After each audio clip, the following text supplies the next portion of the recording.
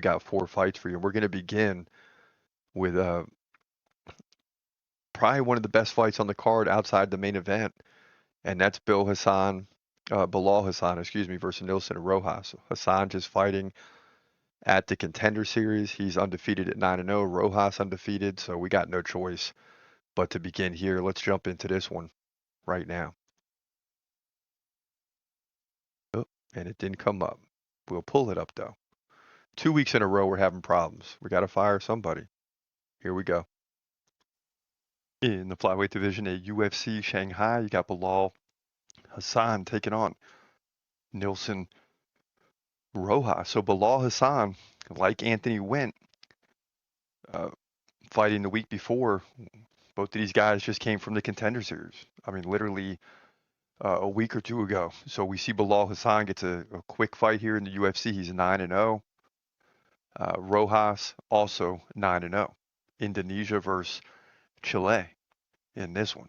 Hasan, 2 inches taller, 5'7", he's 25. Rojas, 27, he's making his debut. Hasan, 70-inch reach, switch stance fighter.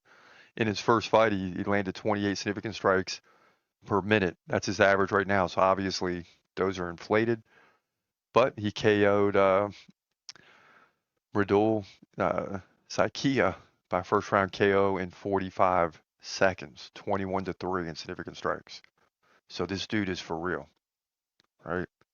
Huge favorite on that Contender Series card. But Rojas, on the other hand, 9 wins, 7 KOs. So you got 2 strikers going at it. So we really don't know what to expect from Rojas. He's 9-0, but he's fighting at a very small promotions. Open fight, Chile, open fight, LATAM, FFC 94, Inca. So small promotion. So I mean, it doesn't mean he's not good. It just means that we can't gauge him on the level of Hasan. We just know Hasan is really good. So obviously, I'm going to go with Hasan here. After seeing what we saw at the Contender Series, it's very hard to think anybody outside the top 10 can beat this guy right now. That's the way it looks. So I got no choice but to go with Hasan here to get the KO to move to 10-0, in my opinion, flyweight division, UFC Shanghai. Yeah, the UFC knows what it's doing, right? They want to bring these Contender Series fighters along. It's almost like a souped up Contender Series fight. Hasan is expected to win. It doesn't mean they're always going to win though. But it's like if Hasan doesn't win, he's in the UFC. Now you got to get Rojas in the UFC, which wouldn't be necessarily a bad thing.